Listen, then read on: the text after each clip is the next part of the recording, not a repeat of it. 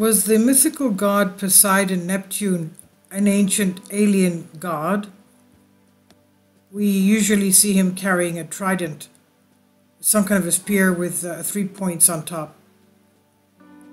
The area of Cape Sunion, south of Athens, Greece, is noted as the archaeological site of the Temple of Poseidon, god of the sea.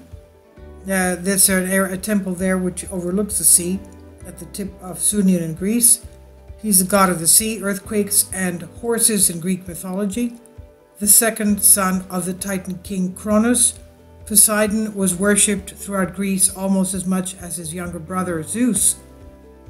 According to mythology, Poseidon-Neptune was capable of great happenings and events.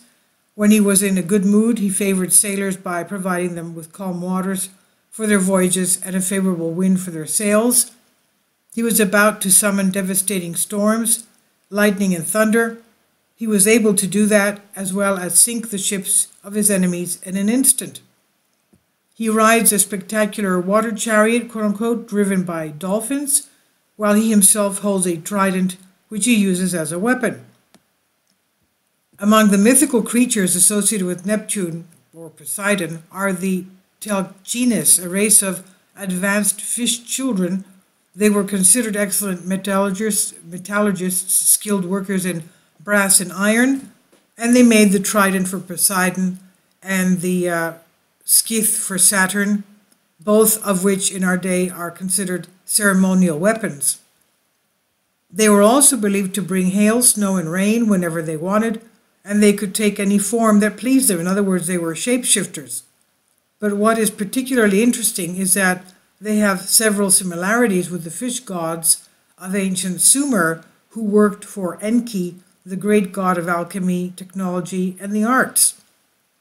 For some historians and researchers, these creatures were not myths, but believe that they actually existed and worked with specific tasks in ancient Greece, such as metallurgy and technology in general. How could they breathe underwater? Could this be possible if they did not have some kind of technology that would allow them to actually do it?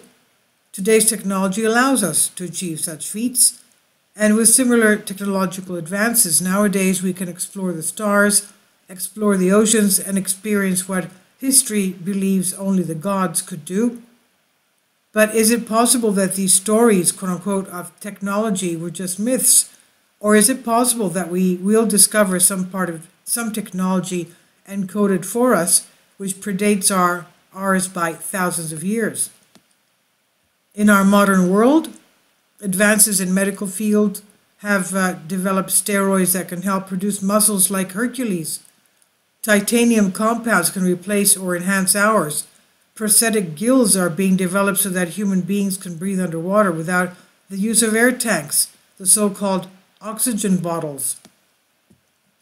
Government contractors such as Raytheon, Sarcos, and Lockheed Martin develop exoskeleton machines for the U.S. military, and when these are worn, they allow soldiers to walk, run, and even lift hundreds of pounds with almost no effort, just like the descriptions of heroes in the past who possessed incredible strength and amazing superhuman abilities. Proponents of the ancient astronaut theory suggest that the concept of exoskeletons may have been used in the past, and that an example of this technology could be found in the construction of ancient monuments, such as on the Giza Plateau in Egypt for the construction of the pyramids. So they themselves state that technology makes us gods in the eyes of the ignorant, and that if we traveled to a planet somewhere in the universe that had primitive life, those creatures would consider us gods, quote-unquote. The lasers we would have would easily be rated as lightning bolts, quote-unquote. Our spaceships would probably become giant metal birds that spewed fire and made the earth tremble. This very likely happened, in fact, to our ancestors, so the aliens, quote-unquote, with the amazing technology could have been mistakenly called gods. Unfortunately, we lack too many clues, codes, and decryption keys that could shed light on the knowledge and technology of that time to explain the events and performances more clearly. Now, the mystery of Poseidon and his trident. We see him holding a spear with a three-pronged fork on top of it. So the mysteries of Poseidon and his trident. The god Poseidon sometimes resides on Olympus, the mythical mountain of where the 12 gods of Olympus were, in the palace built for him by god Hephaestus, but mostly in his palace deep in the sea, together with his wife Nereida Amphitrite. Homer places this palace near Aegis, without, of course, revealing the exact spot. In the Gigantomachia, the giants who fought against the Titans, he fought on the side of the god Zeus, and after their victory they divided the world by lot. Zeus took the heavens and Poseidon the sea, and all the water element on earth, and their brother Pluto took the underworld. They left Olympus and the earth indivisible so that all three of them could enjoy it. His sovereignty over the earth was indicated both by his name, which comes probably from Posos, meaning master, and Theon, or D, earth, and Poseidon, that is, and by the pronouns attributed to him, such as Gaiorchos, he who owns the earth, Cosmocrator, as well as those that refer to his ability to create earthquakes, such as Enosisthon, Enosios, from Enosi, earthquake, movement, and Gaia, the one who moves, shakes the earth. But also Mochluther, Sesthon, Damasthon, etc. He's also referred to as earthly motive in Homeric hymn. His association with earthquakes and the earth goes back to very old times, when God was not yet associated with the sea, god Poseidon, but his original form must have been chthonic. There was even a related tradition according to which the site of Delphi originally belonged jointly to Poseidon and the earth, before passing to the god Apollo. And according to Pausanias, the god Poseidon was one of the keepers of the oracle at Delphi before Olympias Apollo took over. The gods of Apollo and Poseidon were closely in many cases, for example, in colonization. The Delphic Apollo gives approval for people to settle in colonies, while Poseidon helps by giving them the purifying water for the sacrifice involved in establishing the colony.